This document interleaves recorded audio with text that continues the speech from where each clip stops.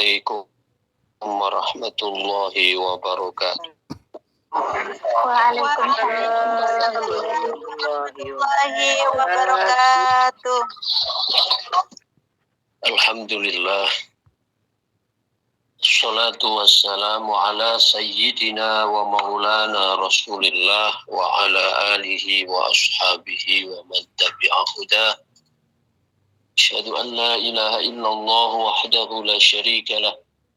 Wa asyhadu anna sayyidana wa nabiyana Muhammadan abduhu wa rasuluh. Allahumma salli wa sallim ala sayyidina Muhammadin abdika wa nabiyika wa rasulika an-nabiyil kamili wa ala alihi kama yaliku bi kamalika wa adada kamalih.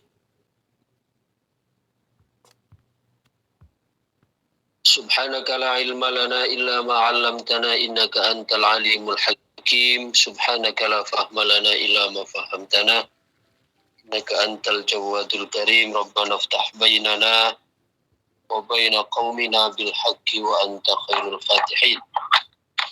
Pada pertemuan pekan yang lalu,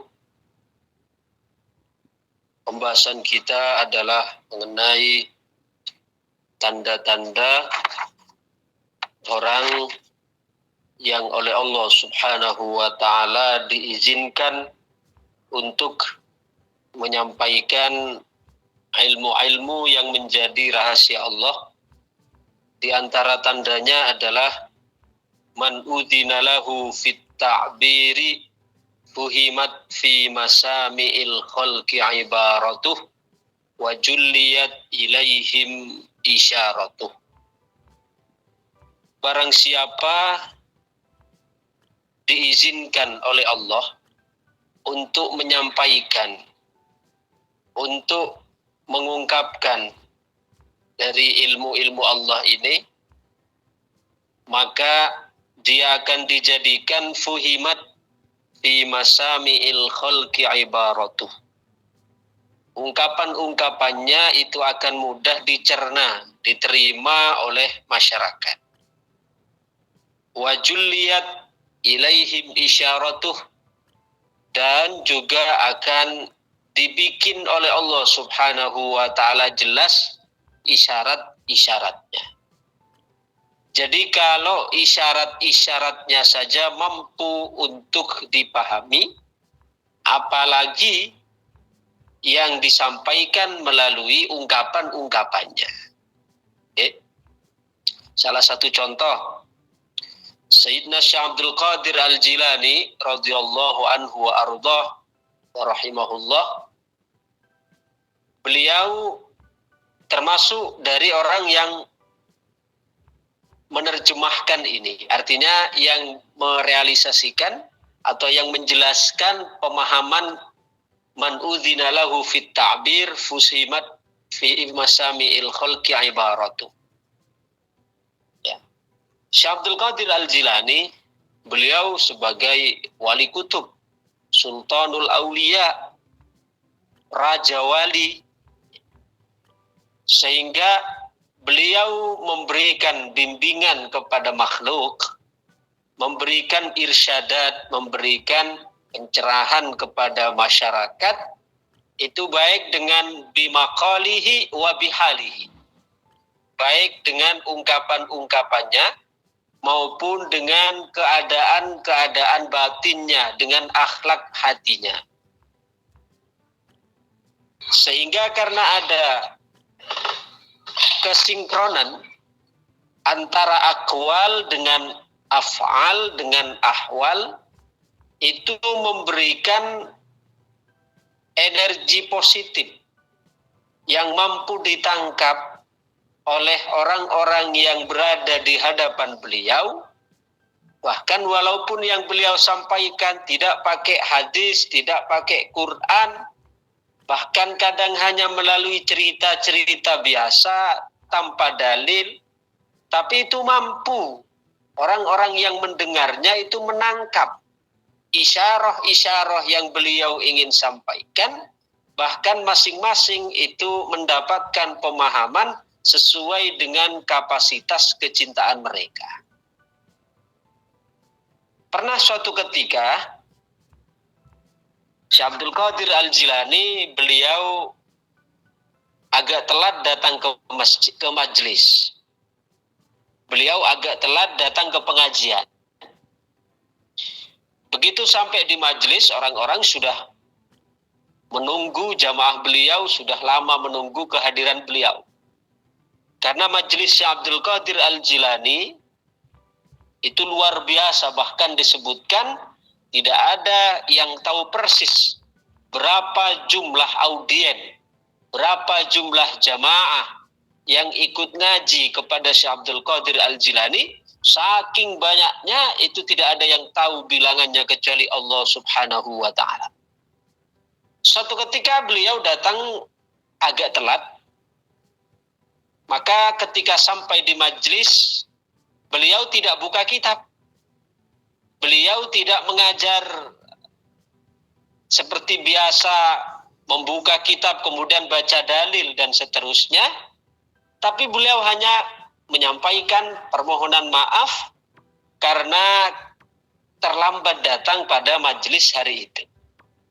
Dan beliau menyampaikan, para bapak, ibu, para jamaah yang saya cintai, mohon maaf. Hari ini saya datang telat, menjadikan panjenengan semua harus bersabar menunggu saya. Terima kasih dan mohon maaf karena saya tadi kedatangan ini terlambat dikarenakan istri saya tadi masak atau menggoreng ikan dan lupa untuk ditutup. Kemudian ketika ditinggal menoleh sedikit, tiba-tiba ikan yang tidak ditutup itu didatangi oleh seekor kucing dan habis dimakan. Coba ini kan beliau tidak pakai dalil di sini. Beliau hanya cerita pengalaman pribadinya tadi. Beliau di sini hanya menyampaikan apa yang baru saja menimpa beliau dan istrinya. Tapi setiap orang yang mendengarnya itu mereka berteriak histeris dan banyak yang nangis. Coba. Padahal kalau sekilas kita perhatikan, di situ tidak ada sama sekali muatan-muatan nasihat. Tidak ada sama sekali muatan-muatan yang menunjukkan beliau ngajak para bapak, ibu jamaah, marilah kita bertakwa kepada Allah Subhanahu wa ta'ala yang dalilnya begini-begini. Tidak. Di situ beliau hanya menyampaikan mohon maaf atas keterlambatan saya hari ini, sehingga panjenengan semua harus menunggu saya lama, dan saya sampaikan bahwa keterlambatan saya karena tadi istri saya menggoreng ikan lalu lupa tidak ditutup dan dimakan, maka habis semuanya dimakan oleh kucing. Mana tidak ada unsur ya menggurui, menasehati, hanya cerita. Tapi semua orang yang mendengarnya, semua orang dalam majelis itu pada nangis. Nah, ya, kenapa? Karena beliau masuk iman udzina lahu fit ta'bir fuhimat fi masami'il khalqi ibaratuh. Orang yang Allah Subhanahu wa ta'ala izinkan untuk menyampaikan ilmu-ilmunya, terutama ilmu tentang ya rahasia-rahasia ketuhanan seperti ini, tentang ilmu-ilmu qulub, ilmu-ilmu hati, maka tandanya oleh Allah Subhanahu wa ta'ala akan dijadikan di dalam pendengaran para audien, dia akan mampu untuk diterima, akan menjadikan apa yang diungkapkan itu bisa dipahami, ungkapan-ungkapannya bisa dipahami, bahkan isyarat-isyaratnya juga bisa ditangkap. Seperti tadi Syekh Abdul Qadir Al-Jilani, padahal beliau di situ kan ingin menyampaikan pesan secara isyarat, sehingga melalui isyaratnya saja mampu menjadi mampu memberikan penjelasan, sehingga masing-masing orang yang menangis itu mereka menangkap isyarat yang berbeda-beda. Ada yang menangkap isyarat yang menjadikan mereka menangis, wah, ikan yang digoreng itu sebagai simbol amal saya, sedangkan kucing yang menangkap atau yang memakan ikan yang habis digoreng itu ibaratnya nafsu saya. Sehingga amal saya jika tidak ditutupi, tidak diberikan perlindungan, maka akan habis dilahap oleh nafsu.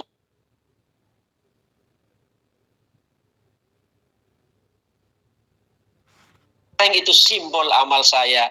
Sedangkan kucing yang memakan itu simbol syaitan yang selalu berupaya untuk merebut amal saya supaya binasa, supaya hancur. Nah, ini makna-makna itu oleh Syekh Abdul Qadir Al-Jilani tidak disampaikan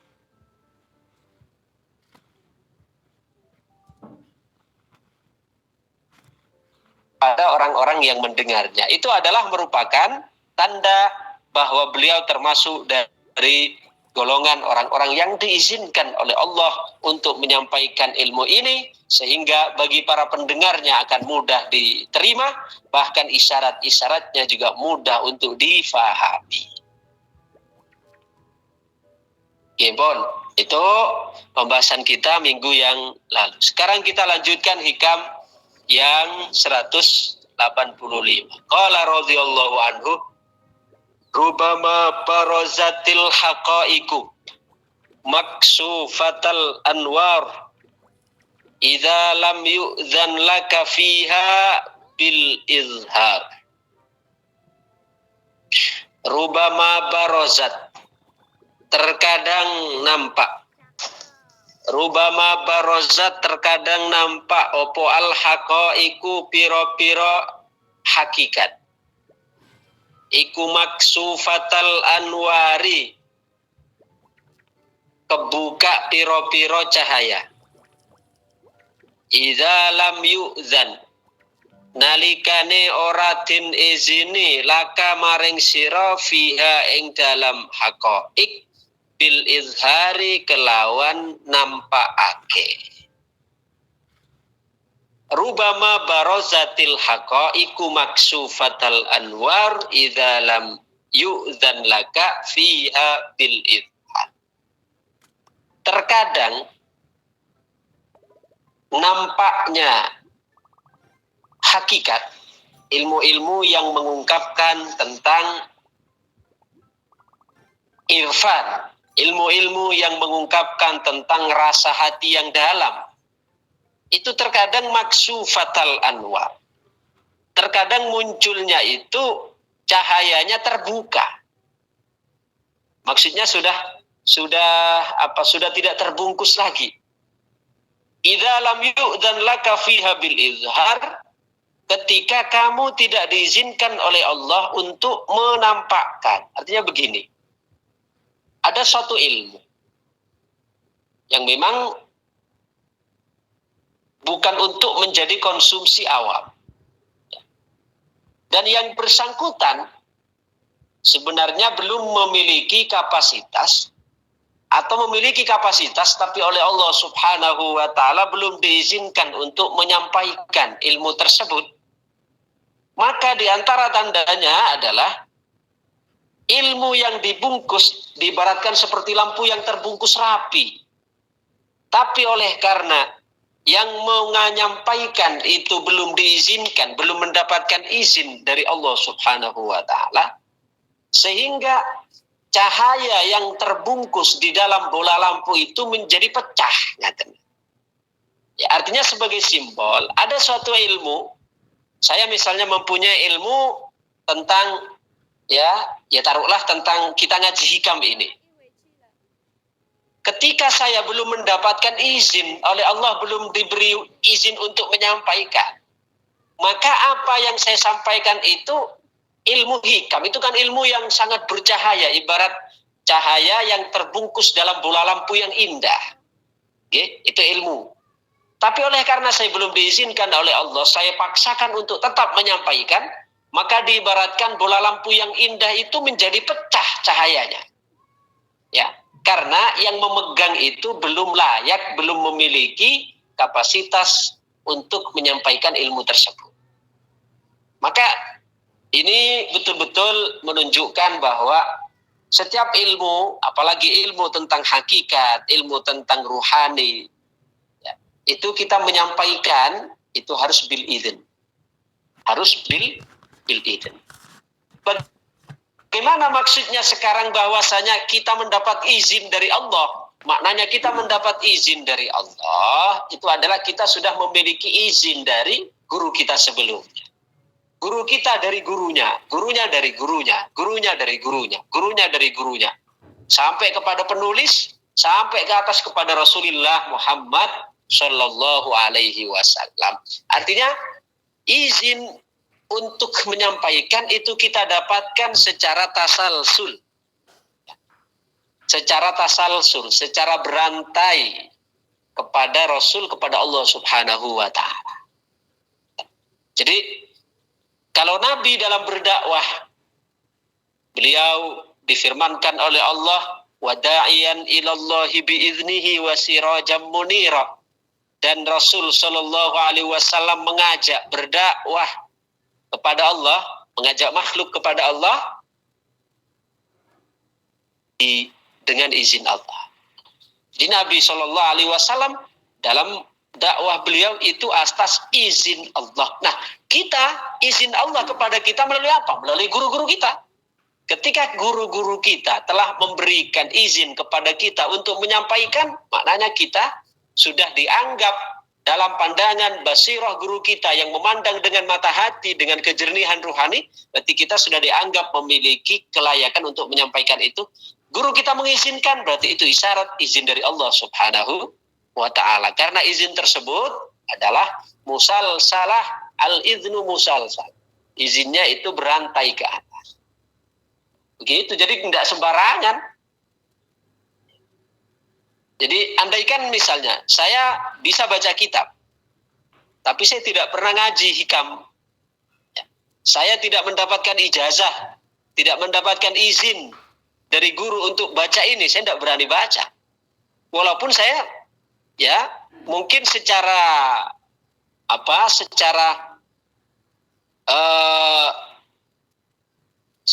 ilmu nahwu, ilmu alat saya bisa baca kitab kuning. Tapi kalau tidak ada izin, kita tidak mendapatkan izin, maka jangan coba-coba untuk memberanikan diri membuka suatu ilmu yang kita tidak mendapatkan izin di dalam. Nah, itu adab. Karena asrar, keberkahan yang ada di dalamnya itu akan mengalir. Sehingga kita juga di dalam membuka atau di dalam mengajarkan itu mesti harus ada izin dari guru sebelumnya. Kalau tidak, berarti kita pencuri. Ya. Karena ilmu itu kita dapatkan melalui jalurnya. Ilmu kita dapatkan melalui jalurnya. Sebagaimana kalau kita masuk rumah, maka masuklah melalui pintunya. Wa'tul buyuta min abwabiha. Masukilah rumah itu dari pintunya. Ya, pintu rumah, ya, mau masuk rumah, lewat dari pintunya. Jangan masuk jangan masuk ke dalam rumah melalui plafon atau masuk rumah melalui jendela. Karena kalau orang masuk rumah melalui plafon jendela berarti apa? Pencuri. Tidak punya hak untuk masuk.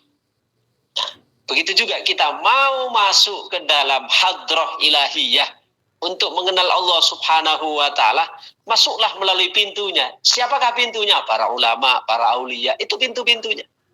Sehingga tidak bisa kemudian saya kan bisa baca kitab sendiri, bolehlah saya hanya menerjemahkan ini. Ya saya paham ini mubtada, ini khobar, bisa baca. Kenapa saya dilarang untuk mengajarkan, untuk membuka kitab ini? Ini bukan hanya sekedar buku yang kita baca, kita mampu untuk memahami, tapi ini lebih ke arah akhlak dan keberkahan. Karena bagaimanapun ilmu ini bukan hanya yang tertera di dalam lembaran-lembaran kertas, ya, akan tetapi ilmu ini akan kita dapatkan melalui dada para pewaris Nabi Shallallahu Alaihi Wasallam yang diwariskan dari generasi ke generasi ke generasi. Sebagaimana Rasul beliau berdakwah atas izin Allah, sahabat mendapat izin dari izin Rasulullah, tabi'in mendapat izin dari izin sahabat, tabi'in mendapatkan izin dari tabi'in, dan seterusnya ke bawah. Tapi hakikatnya itu adalah juga izin dari Allah Subhanahu wa Ta'ala karena berantai. Ya, Kanjeng Nabi dari Allah, sahabat dari Nabi. Ya maknanya sahabat dari Nabi, Nabi dari Allah. Nah, itu berarti berurut terus menunjukkan bahwa izin tersebut adalah musalsal. Rubama barozatil haqa'iq maksufatal anwari idza lam yu'dzan laka fiha bil izhar. Terkadang hakikat, ilmu-ilmu batin, ilmu-ilmu tentang ruhani ini nampak maksufatal anwar dengan cahayanya pecah, cahayanya maksufatal anwar diibaratkan cahayanya itu gerhana, maknanya tidak bisa maksimal cahayanya. Itu kenapa? Idza lam yu'zan laka fiha bil izhar. Karena kamu yang belum diizinkan oleh Allah Subhanahu wa taala untuk menyampaikan itu. Qala Abul Abbas al-Mursi, Al-Imam Abu Abbas al-Mursi berkata, Imam Abu Abbas al-Mursi ini gurunya Ibnu Athaillah. Jadi gurunya yang nulis hikam ini. Juga gurunya Al-Imam Al-Busiri yang nulis Burdah ya, Maulaya sholli wa sallim daiman abada ala habibika khairil khalqi kullihim huwal habibul ladzi turja syafa'atuhu li kulli haulin minal ahwali muktahimi amin tadzakkuri jiranim bidhi salami mazajtada manjara min muklatim bidami famali ainaika in kul takfu fahamata wa mali qalbika in kul tastafik yahimi, dan seterusnya. Itu qasidah burdah masyhur, populer di kalangan kita. Itu yang nulis Imam Busiri. Imam Busiri itu satu perguruan dengan Ibnu Athaillah yang nulis hikam ini, supaya panjenengan ngertos nggih. Jadi yang nulis hikam yang kita kaji ini itu satu perguruan dengan yang nulis burdah Imam Busiri. Seperguruan kepada siapa? Karena beliau berdua, Imam Busiri yang nulis burdah dengan Ibnu Athaillah As-Sakandari yang nulis hikam, itu sama-sama nyantri kepada Al-Imam Abul Abbas Al-Mursi namanya. Makamnya di sana di Iskandaria, Mesir. Ya. Jadi Imam Abu Abbas Al-Mursi ini bersebelahan makamnya, ada dua masjid yang berdekatan, ya. Hanya jarak beberapa meter saja. Itu berdekatan dengan makamnya Imam Busiri. Jadi guru dengan murid, makamnya dekat. Ya, dalam satu kompleks di situ. Nah, sedangkan Al-Imam Ibnu Athaillah Sakandari, beliau juga di Mesir, tapi di daerah Muqattam sana, di Jabal Muqattam. Ya, tidak jauh dari makam Imam Syafi'i radhiyallahu anhu. Jadi sekali lagi, bahwa Ibnu Athaillah Sakandari yang nulis hikam, ini yang kita kaji, dengan yang nulis burdah, yaitu Al-Imam Busiri, itu satu perguruan kepada Al-Imam Abul Abbas Al-Mursi. Imam Abul Abbas Al-Mursi, beliau, ya, Abul Abbas Al-Mursi, beliau murid dari Al-Imam Abul Hasan Asy-Syadzili. Jadi mata rantainya seperti itu. Ya. Kemudian kalau diurut dari saya misalnya dari saya diurut nyampe juga ke sana. Saya dari guru saya yaitu Syekh Yusuf Rekul Bakhur Al-Hasani. Beliau dari gurunya yaitu Syekh Abdul Qadir Aisyah. Beliau dari gurunya lagi yaitu Syekh Muhammad Al-Hashimi. Terus dari gurunya ya Syekh Ahmad Mustafa Al-Alawi. Kemudian beliau dari gurunya Syekh Muhammad Ibnu Yallas. Beliau dari gurunya Syekh Al-Habib Al-Buzaidi. Beliau dari gurunya Syekh Muhammad Ibnu Qadur Al-Wakili. Beliau dari gurunya lagi Syekh Abu Ya'za Al-Muhaji. Beliau dari gurunya lagi Syekh Muhammad Abdul Qadir Al-Basha. Beliau dari gurunya lagi Al-Imam Al-Arabi Ibn Ahmad Ad-Darqawi. Beliau dari gurunya lagi Syekh Ali Ibn Jamal Al-Amrani. Beliau dari gurunya lagi Al-Imam Al-Arabi Ibnu Abdillah. Beliau dari gurunya lagi Syekh Ahmad Ibn Abdillah Al-Fasi. Beliau dari gurunya lagi Syekh Qasim Al-Khassasi. Beliau dari gurunya lagi Syekh Muhammad Ibn Abdillah dari gurunya lagi Syekh Abdurrahman Al-Fasi. Dari gurunya lagi Syekh Yusuf Al-Fasi. Dari gurunya lagi Syekh Abdurrahman Al-Bazdub. Dari gurunya lagi Syekh Ali As-Sonhaji. Dari gurunya lagi Syekh Ibrahim Al-Faham. Dari gurunya lagi Al-Imam Ahmad Saruk. Dari gurunya lagi Syekh Ahmad Al-Hadrami. Dari gurunya lagi Syekh Yahya Al-Qadiri. Dari gurunya lagi Syekh Ali bin Wafa. Dari gurunya lagi Syekh Muhammad Wafa Bahrus Sofa. Dari gurunya lagi Syekh Daud Al-Bakhili. Nah, Syekh Daud Al-Bakhili ini dari gurunya Syekh Ibnu Athaillah As-Sakandari. Ini yang nulis hikam. Jadi kita nyambung ke sana, ya, sanadnya itu. Kemudian Ibnu Athaillah, nah, beliau dari gurunya siapa tadi? Al-Imam Abu Abbas Al-Mursi. Imam Abu Abbas Al-Mursi dari gurunya Syekh Abdul Hasan Asy-Syadzili. Ya, salah satu wali kutub di zamannya itu Imam Abdul Hasan Asy-Syadzili. Imam Abdul Hasan Asy-Syadzili dari gurunya Al-Imam Abdus Salam Ibnu Masis, dari gurunya Syekh Abdurrahman Al-Madani Az-Zayyad. Kemudian beliau dari gurunya Syekh Taqiyuddin Al-Faqir, beliau dari gurunya Syekh Fakhruddin, beliau dari gurunya Syekh Nuruddin, beliau dari gurunya Syekh Tajuddin, beliau dari gurunya Syekh Samsuddin, beliau dari gurunya Syekh Zainuddin Al-Qazwini, beliau dari gurunya Syekh Abu Ishaq Al-Basri, beliau dari gurunya Syekh Ahmad Al-Marwani, beliau dari gurunya Syekh Sa'id, beliau dari gurunya Syekh Sa'ad, beliau dari gurunya Syekh Fathus Su'ud, beliau dari gurunya Syekh Sa'id Al-Ghazwani, beliau dari gurunya Syekh Abu Muhammad Jabir, beliau dari Sayyidina Hasan bin Ali, beliau dari Sayyidina Ali radhiyallahu an, beliau dari Rasulullah sallallahu alaihi wasallam, Rasulullah dari Allah Subhanahu wa taala. Coba nyambung ke atas. Nah, artinya musalsal dan bersanad hingga ke atas. Ya, supaya kita tahu, oh ternyata kita ngaji ini tidak abal-abal, dalam arti bukan wah, saya bisa baca kitab kemudian kita baca, enggak, ini ada sanadnya. Yang kita dapatkan secara apa? Secara musalsal, secara berantai. Nah, apa kata Ibnu Abdul Abbas Al-Mursi? Abdul Abbas Al-Mursi ini siapa? Gurunya yang nulis hikam ini. Tadi yang saya sebutkan di mata rantai silsilah tadi. Kata Abdul Abbas Al-Mursi, kalamul ma'zuni lahu yakhruju wa alaihi kiswatun wa tolawah. Tandanya perbicaraan atau ungkapan orang-orang yang mendapatkan izin untuk mengungkapkan, untuk menjelaskan. Itu yakhruju ketika keluar, ketika mengungkapkan, wa alaihi kiswatun wa tolawah. Ketika diungkapkan itu memiliki citra rasa yang beda. Ada, ya, kalau bahasa anak-anak muda sekarang apa? Seperti ada manis-manisnya. Manis-manisnya bukan dalam ranah berarti dia harus berima, bersajak, berirama, enggak. Tapi artinya memiliki sentuhan ke dalam hati kita. Ketika kita mendengarnya, mampu memberikan getaran ke dalam hati kita, sehingga memberikan kesejukan, memberikan keteduhan, menggugah kesadaran. Nah, itu maknanya lahu wa alaihi kiswatun wa tolawah.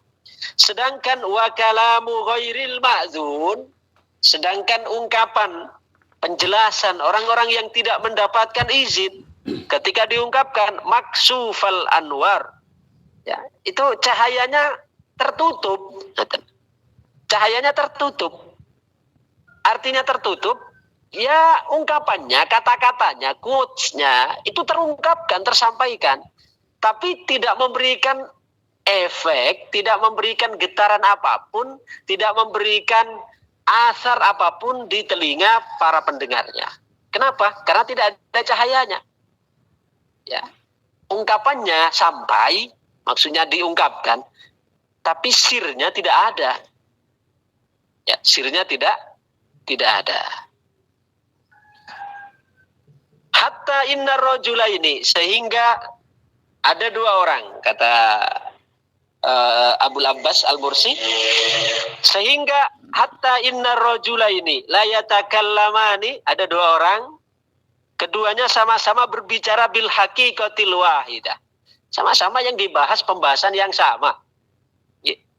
Fatuqbalu min ahadihima wa turaddu 'alal akhar. Padahal ada dua orang ini, kita sendiri mungkin sering mengalami pembahasannya sama.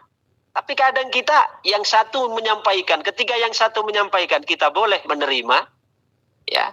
Kita dengan mudah memberikan kesan ke dalam hati, ketenangan, kedamaian, memberikan kesadaran. Sedangkan yang satunya, padahal keterangannya sama, penjelasannya sama, pembahasannya sama, mengungkapkan satu ilmu yang sama, satu hakikat yang sama. Tapi yang satu bisa kita terima, yang satu malah kita tolak. Kenapa? Karena tingkat perbedaan di dalam cahaya yang terkandung di dalam ilmu atau di dalam ungkapan-ungkapan tersebut. Maka ini rahasianya kenapa para wali itu mereka kadang bahkan sebelum ngomong kita baru memandang saja begitu. Ya. Kita baru ada di hadapannya, belum sampai ngomong beliau, belum sampai dawuh, tapi sudah memberikan getaran di dalam hati. Nah, itu karena apa? Di dalam hati mereka itu sudah penuh dengan anwar, penuh dengan cahaya. Walaupun cahaya itu belum disorotkan, ya, cahaya itu belum ibarat lampu itu belum ditekan tombolnya, tapi sudah ada nuansa-nuansa yang mampu kita rasakan, gitu, getaran-getaran tersebut. Ya.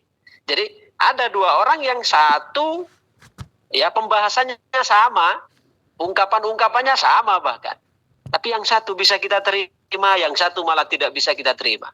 Kenapa? Karena tingkat perbedaan anwar yang dikandung pada ungkapan kata-kata mereka. Para aulia, mereka sudah bercahaya di dalam hatinya. Sehingga kalaupun kita belum mendengarkan dawuh-dawuhnya, itu sudah memberikan sentuhan, kesejukan dalam hati. Tapi sebaliknya, orang yang hatinya tidak memiliki cahaya, walaupun mereka sampai berbicara itu, ya, berbicara tiada henti, bahkan dikemas secara apik, secara sistematis, secara berima, bersajak, berirama, tapi tetap saja kalau di dalam hatinya tidak ada nur, itu juga sebagus apapun racikannya, sebagus apapun kemasannya, tetap tidak akan memberikan pengaruh apapun di hati orang-orang yang mendengarnya. Karena apa? Ya, kita ngulang keterangan minggu yang lalu bahwa al-kalamu idza kharaja minal qalbi dakhala ilal qalbi. Sebuah ungkapan, sebuah pembicaraan, jika keluar dari dalam hati, maka juga akan masuk, menusuk, tembus ke dalam hati juga. Karena yang menyampaikan itu keluar dari dalam hati, maka juga akan memberikan kesan masuk juga ke dalam hati, mudah diterima. Tapi sebaliknya, wa idza kharaja minal lisan, tapi kalau hanya sekedar keluar dari bibir saja, fahadduhu al-adzan, maka batasannya itu hanya sampai di telinga, atau dengan istilah lain, masuk di telinga kanan, keluar di telinga kiri. Jadi kalau kita bandingkan, walaupun yang satu yang keluar dari dalam hati itu mungkin ungkapannya itu berantakan, maknanya belas sama sekali tidak ada kesan sastra yang indah, tidak ada rimanya, tidak ada sajaknya. Tapi yang mengungkapkan itu hatinya bercahaya, keluarnya dari dalam hati, itu akan jauh lebih memberikan pengaruh, memberikan kesan di dalam hati kita ketimbang yang satunya di ahli bahasa, ahli sastra. Kata-katanya, nasihatnya dikemas secara apik, secara sastra, secara irama dan seterusnya. Rapi memang, didengar di telinga enak. Tapi kalau tidak keluar dari dalam hati yang bercahaya, hanya keluar dari bibir saja, hiasan lisan, maka memang indah di telinga, tapi tidak mampu untuk menembus ke dalam hati para pendengarnya. Itulah perbedaan antara keduanya, karena orang yang diizinkan oleh Allah untuk mengungkapkan hakikat ini, maka tandanya adalah dia akan diberikan kemudahan dari ungkapan-ungkapannya, itu akan mudah untuk dipahami dan mudah untuk dicerna. Dan orang yang tidak diizinkan oleh Allah, di antara tandanya adalah ketika mengungkapkan itu tidak bisa memberikan pengaruh, tidak memberikan asar apapun di hati para pendengarnya, ya, karena diibaratkan lampu itu tertutup, tidak mampu, atau kalaupun terbuka tapi dia pecah, kabur, tidak mampu indah seperti yang cahaya pada awalnya, cahaya yang seharusnya, tapi karena berhubung yang menyampaikan tidak mampu dalam arti tidak memiliki cahaya dalam hatinya atau belum diizinkan, maka tidak diberikan oleh Allah Subhanahu wa taala nur di dalamnya yang mampu juga untuk diterima di hati orang-orang yang mendengarnya. Demikian, mudah-mudahan menjadi tambahan ilmu yang bermanfaat, maslahat fid dini wad dunya wal akhirah. Amin amin ya rabbal alamin. Allahumma anfa'na bima 'allamtana wa 'allimna ma yanfa'una wa zidna ilma. Sallallahu ala sayyidina wa maulana Muhammad wa ala alihi wa sahbihi wa baraka wa sallam. Walhamdulillahi rabbil alamin. Al-Fatihah. أعوذ بالله من الشيطان الرجيم. بسم الله الرحمن الرحيم. الحمد لله رب العالمين الرحمن الرحيم إياك نعبد وإياك نستعين صراط الذين أنعمت عليهم غير المغضوب عليهم ولا الضالين آمين. عليهم ولا الضالين آمين. Demikian, terima kasih. Assalamualaikum warahmatullahi wabarakatuh. Waalaikumsalam warahmatullahi